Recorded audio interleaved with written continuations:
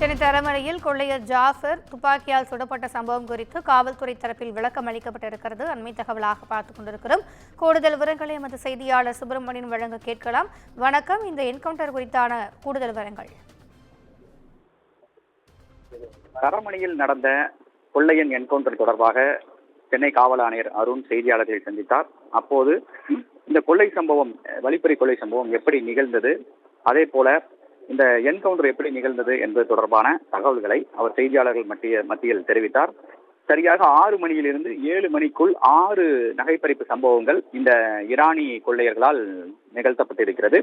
சைதாப்பேட்டையில் தொடங்கி வேளச்சேரி, கிண்டி, திருவான்மியூர், பெசன்ட் நகர், அதே போல கிண்டி வரை மொத்தம் 6 இடங்களில் இந்த நகைப்பறிப்பு சம்பவத்தில் இந்த 2 கொள்ளையர்களும் நேரடியாக ஈடுபட்டிருப்பதாக அவர் தெரிவித்திருக்கிறார். அது மட்டுமல்லாமல் இவர்கள் நகைகளை கொள்ளையடித்து விட்டு அதனை பதுக்கி வைத்துவிட்டு அதன் பிறகு விமான நிலையத்திற்கு சென்று விமானம் மூலமாக மும்பை மற்றும் ஹைதராபாத்திற்கு செல்ல திட்டமிட்டிருந்ததும் விசாரணையில் கண்டுபிடிக்கப்பட்டிருந்தது. அதன் தொடர்ச்சியாக சிசிடிவி காட்சிகள், கிட்டத்தட்ட 100 சிசிடிவி காட்சிகளை மையமாக வைத்து அதனை பின்தொடர்ந்து அவர்கள் எந்த வழியாக செல்கிறார்கள் என்பதை கண்டறிந்து அவர்களுடைய அந்த அடையாளங்கள், அதாவது ஹெல்மெட் போட்டிருந்தார்கள் அந்த கொள்ளையர்கள், அது மட்டுமல்லாமல் அவர்கள் அணிந்திருந்த உடை மற்றும் பை, அதே போல ஷூ ஆகியவற்றை அடையாளம் வைத்து அவர்களை கண்டறியக்கூடிய பணியில் தனிப்படை போலீசார் ஈடுபட்டதாகவும் மொத்தம் 4 தனிப்படைகள் அமைக்கப்பட்டிருந்ததாகவும் சென்னை காவல் ஆணையர் செய்தியாளர்கள் மத்தியில் தெரிவித்திருக்கிறார்.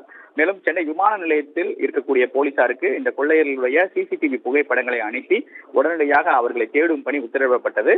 அதன் அடிப்படையில் சென்னை விமான நிலையத்துடைய காவல் ஆய்வாளர் பாண்டி தலைமையிலான போலீசார் நேரடியாக போர்டிங் பாஸ் எடுக்கக்கூடிய பகுதியிலும் அதே போல பயணிகள் உள்ளே நுழையக்கூடிய பகுதிகளிலும் கண்காணித்திருக்கிறார். கண்காணித்திருக்கும் போதுதான் அந்த கொள்ளையர்கள், 2 கொள்ளையர்களும் தங்களோட உடைகளை மாற்றி இருப்பது மட்டுமல்லாமல் அடையாளம் தெரியாத வகையில் இருந்திருப்பதும், அதே போல அவர்கள் அதே ஷூவை பயன்படுத்தி இருப்பதும் தெரிய வந்திருக்கிறது. அந்த ஷூவை வைத்துதான் கொள்ளையர்களை போலீசார் அடையாளம் கண்டிருக்கிறார்கள்.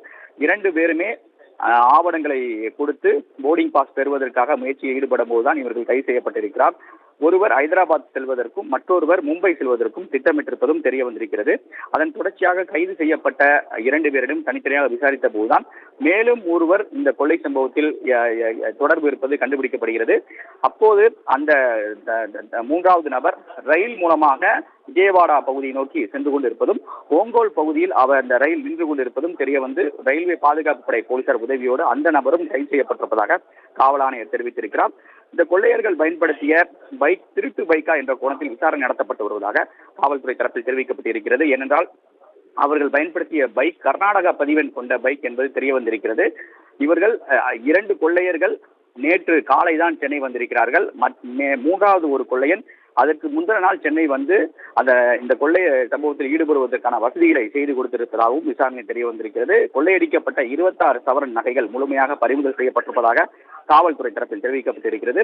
இந்த 3 கொள்ளையருமே ஈரானி கொள்ளையர்கள் என்று காவல் ஆணையர் தரப்பில் தெரிவிக்கப்பட்டிருக்கிறது. மகாராஷ்டிரா மாநிலத்தில் முக்கிய கொள்ளையர்களாக இவர்கள் இருக்கிறார்கள். கிட்டத்தட்ட அம்பவாலி என்று சொல்லக்கூடிய ஒரு கிராமத்தில் 2000க்கும் மேற்பட்ட கொள்ளையர்கள் பதுங்கி இருக்கக்கூடிய ஒரு கிராமமாக இருக்கிறது. அந்த கிராமத்தை சேர்ந்தவர்கள் தான் இந்த கொள்ளையர்கள்.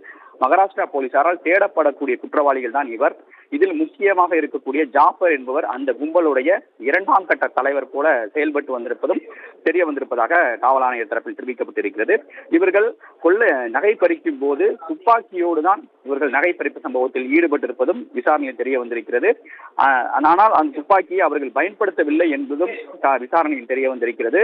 மேலும் அந்த துப்பாக்கியை மறைத்து வைத்திருந்த இடத்திற்கு தான் போலீசார் அவரை அழைத்து சென்ற போதுதான் காவல் ஆய்வாளர் புகாரி மீது துப்பாக்கியை நோக்கி அவர் சுட முயற்சி செய்திருக்கிறார். அப்போதுதான் இந்த என்கவுண்டர் நிகழ்ந்ததாக காவல்துறை தரப்பில் தெரிவிக்கப்பட்டிருக்கிறது.